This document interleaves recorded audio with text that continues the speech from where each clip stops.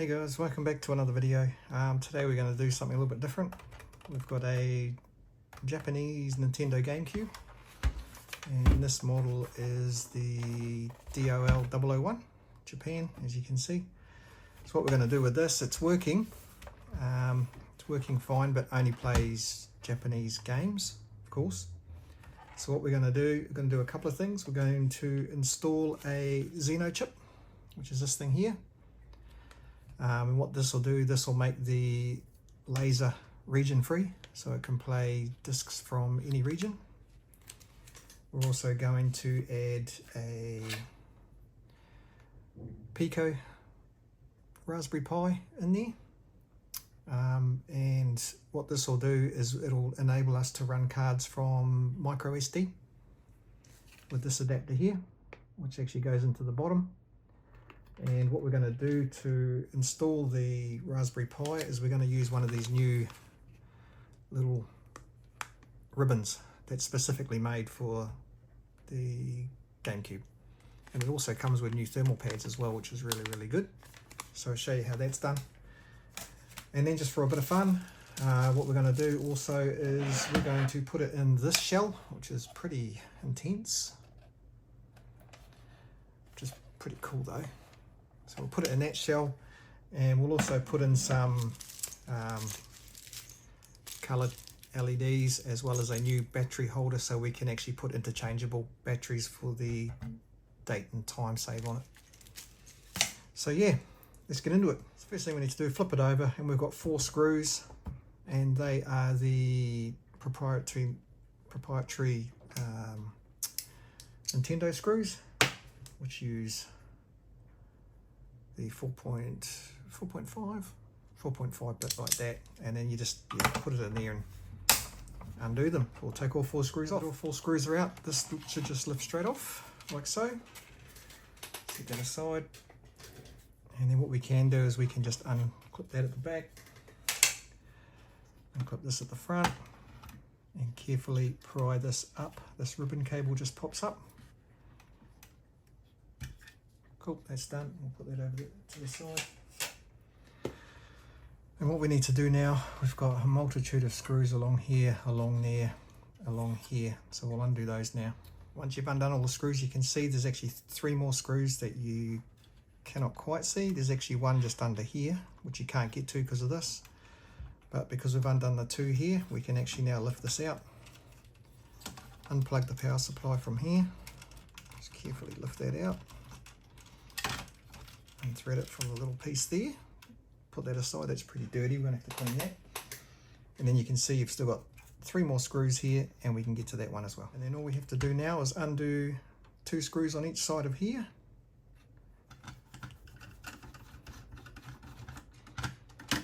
And once we've undone those, you can actually just lift these out like that. Put them aside. Oh, it's not loose. Like so. And then this whole laser unit now will actually just lift up. Just give it a bit of a wiggle. There you go, it just plugs in there at the bottom. So that's the laser unit. Put that aside for now. Now what we need to do is we need to get this heat sink off, because we need to get to the chip that's underneath here. So what we do is these 6 screws, 1, 2, 3, 4, 5, 6. We'll undo those. We'll warm this up slightly just to soften up the thermal pads underneath, and it just makes it a lot easier to come off. Right, so I've just warmed that up with the heat station there, and this is nice and warm now. And then all you do is you just give a little bit of a wiggle like this, because the thermal pads are warmed up. And as you're wiggling, you just lift it slightly. Don't go too hard, and then it will just lift off like that. There you go. It's left some pads there, some on there, but that's fine. We're going to replace those anyway. I'll put that aside. And there we have our exposed motherboard. So right now we'll go from there. One of the first things we need to do, because this is a Japanese unit, when you turn it on, all the languages in Japanese. There's no way you can do it from the controls or anything like that, but there is a way that you can do it from the motherboard. And what we need to do, it's just an easy little fix here, is there's a little jumper which is over here, and you'll see it says R5 and R6, and you'll see R6 isn't joined together. All we need to do is join together those 2 points where R6 is, and it will instantly become English language. So it's nice and easy. So we'll do that now. Okay, so now I've jumped a little wire there, if you can see it, and R6. So that will now be English language.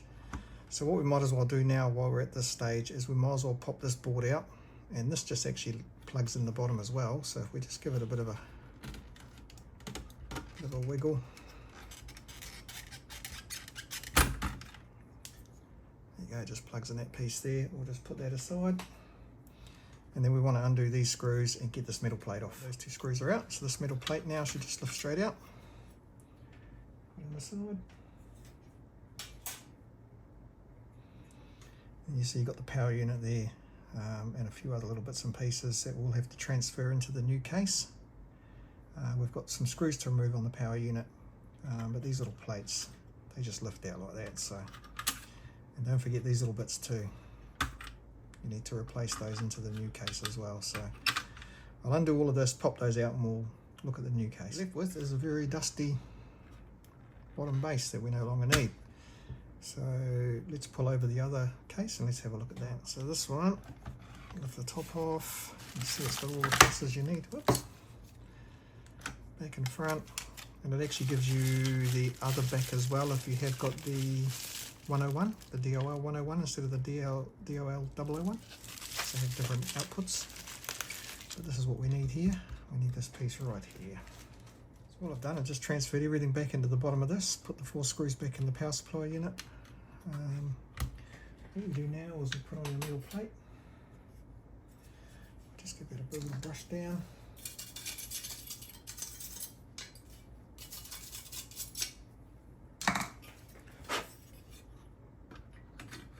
Just goes on there. Just lines up with all the holes, like so. That's that done. And then what we can do is we can get, no, we won't put the motherboard back in yet. I've just got to change a couple of little flaps for the joystick ports, so we'll do that next. So I've got the motherboard here, and what we've got to do, we've got to change these, because this comes with its nice fluorescent green replacements. And comes with new springs as well. So by the look of it, these just pop out. Just sort of held on with little clips like so. So if we copy that exactly onto the new one, and we'll pop the new ones in. Right, that's all done, nice and easy. So we've now got our fluoro green little port covers on. What we can do, we can pop this back into the bottom of this, just by sliding that in, and it should just plug in like so. Right, that's that piece done. Now what we'll do,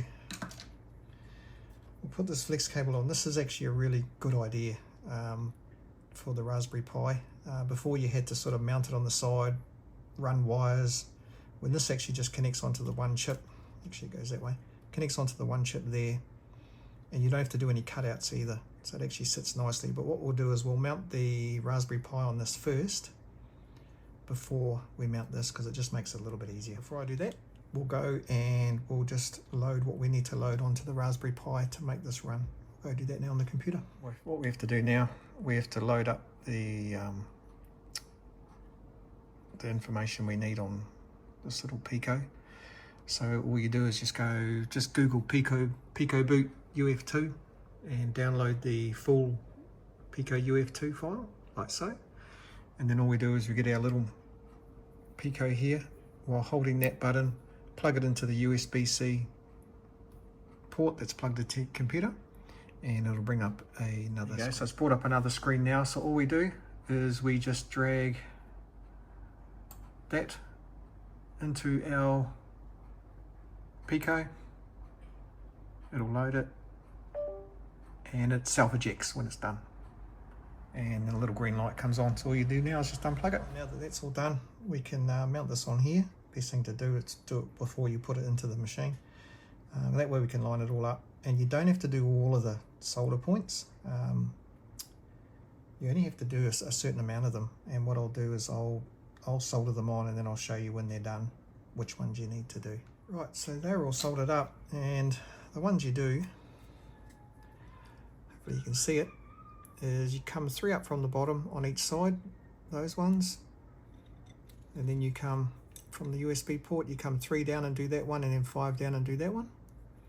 And on the other side, you come 6 down and do 6, 7, 8, 9, 10. That's all you need to do. Now, there is a little secret to these as well, which had me stumped for hours when I put one of these in for the first time, is you do need to flip it over, and you do need to join those 2 gold points together, because they're separate at the moment. If you don't do that, it just won't work. So now I'll just put a little blob of solder between those 2, and that'll fix that. Right, now that that's done, we'll get the base plate back.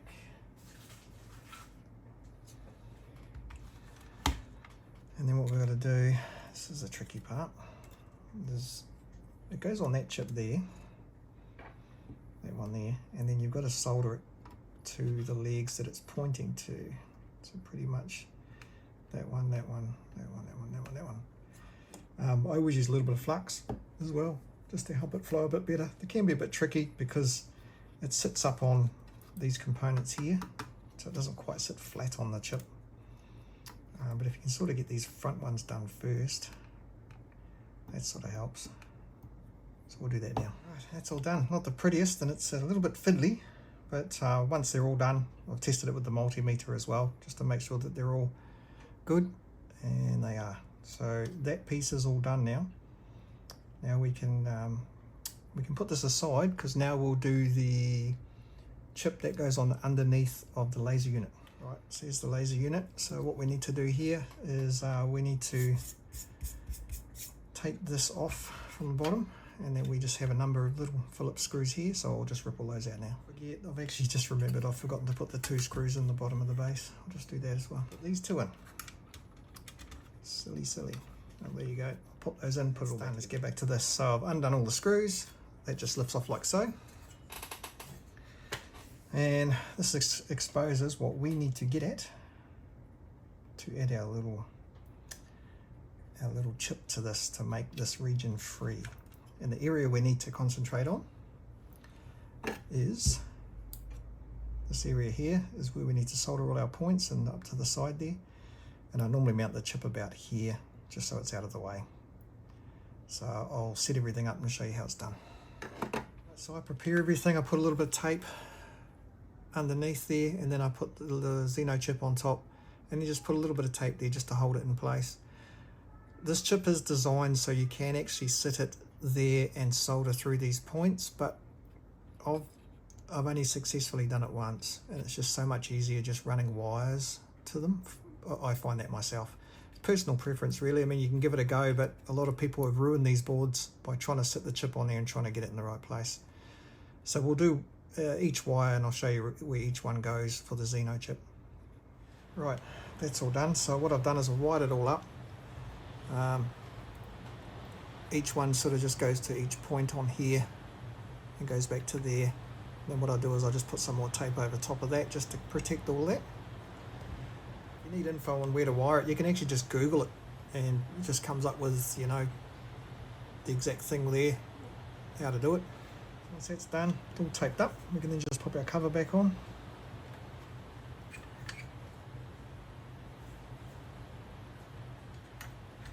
Line up the holes and just pop our screws back in there. Right, that's all done. Flip that over. One thing I will do, I know it works, but I'll just still give that laser just a little bit of a wipe down, just gently with some IPA on a cotton swab.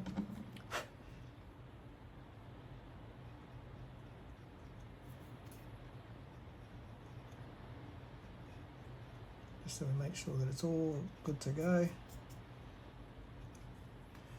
Done. And what we'll do is we'll put this aside, and we need to get our main bit back, the bottom piece, because now what we have to do is we have to put our thermal pads and our heat sink back on here. So this kit comes with new thermal pads. All you got to do is just pull the the protective plastic off them, sit them in place, and pull the protective plastic off that one as well, and then good to go. Just do that with all the rest and you're done. Thermal pads on, heatsink goes on, and you just line up the holes and then just do up the 6 screws. Now you can see why we had to take the heatsink off, because this chip that we soldered this to is actually underneath the side of it, so it just keeps it all tidy. Right, now we'll pop this back in. I've just given this a quick little brush down. These tend to get filled up with dust because the fan goes through here, through those and out the other side, so I've cleaned all that up. So this now just sits on here, and you just give it a push down to clip into that fitting there. And then you can see how good these little ribbons are, because it actually just sits under there and you don't need to do any cutting of the plate or anything. It's just so good. So what we'll do is we'll start putting the screws in first. We've got to remember we've got to do these 3 first and that one, then put the power supply on, then do the rest. Right, all those screws are done. I've cleaned the fan as well and the power switch, and then we just plug that in. And then don't forget these little bits that sit in the front. I'll put those back in and screw them down as well. So I'll do that. That's done. Now these kits also come with a little double-sided tape that we put on the back of here, so we can actually stick it. I find it's easier if we actually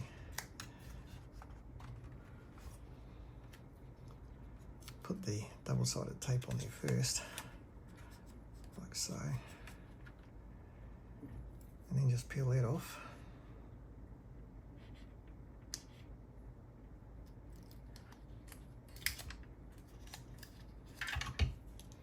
And then what you can do is you can sort of fold this down, and so it's sitting down and nice and flat.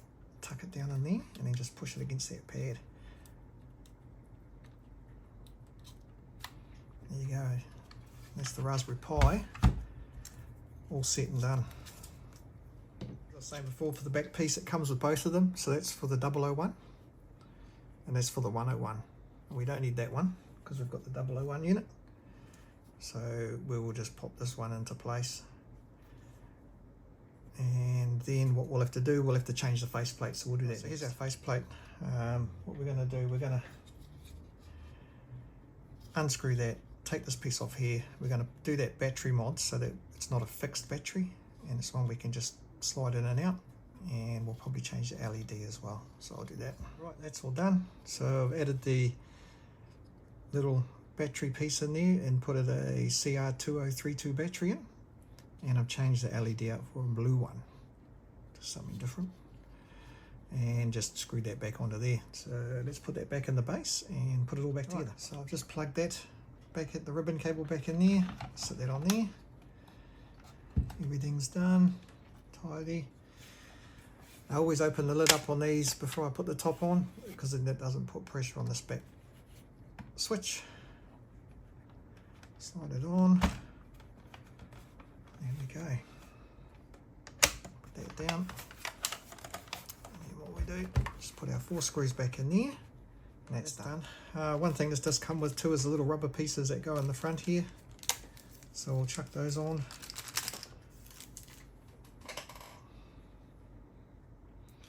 I presume they just slide in like that.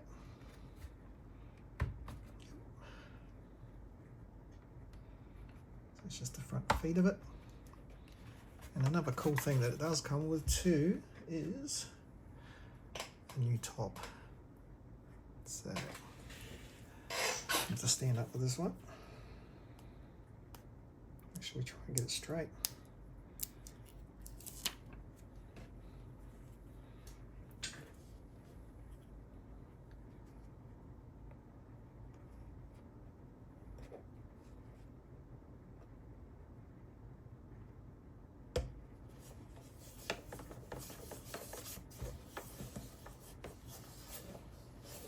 Nice.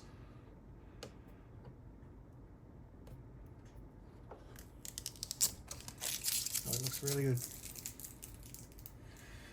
So that is pretty much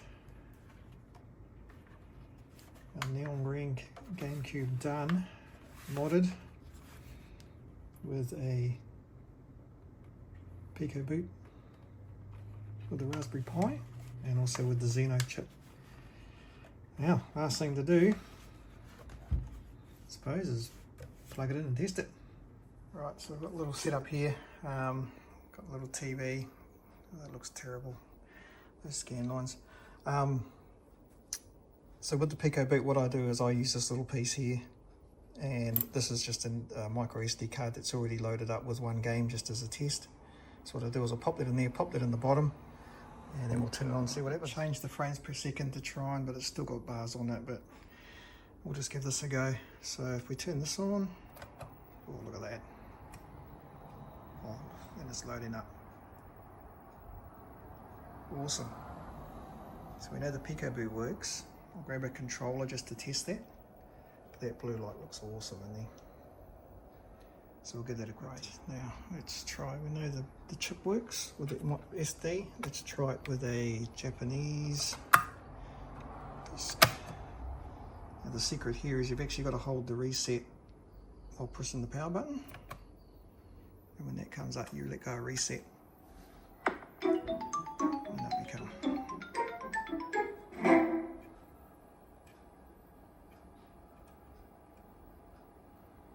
Oops, the Japanese disk still works. Oh, hey.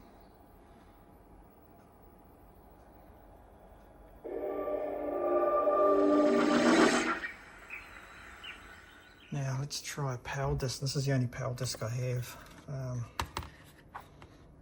I know it doesn't work properly on my other ones, but we'll give it a go anyway.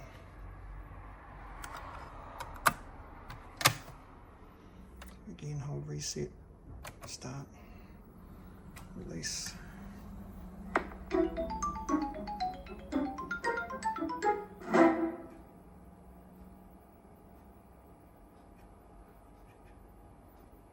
Ah, yeah, same issue. That it only plays in black and white. It is playing it, so it has region freed it, but there is certain discs that only play black and white.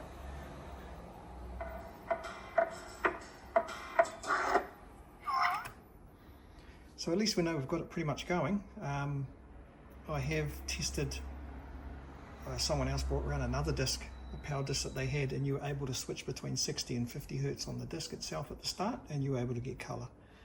So maybe I need to buy another disc or a couple of other discs to try it out. But yeah, I'm pretty happy with that. There you have it. Turned the boring old grey GameCube into a bright green. Another one for the collection, another one we've saved. Thanks for watching. If you like that, give it a thumbs up and subscribe if you want to see more videos. Thank you.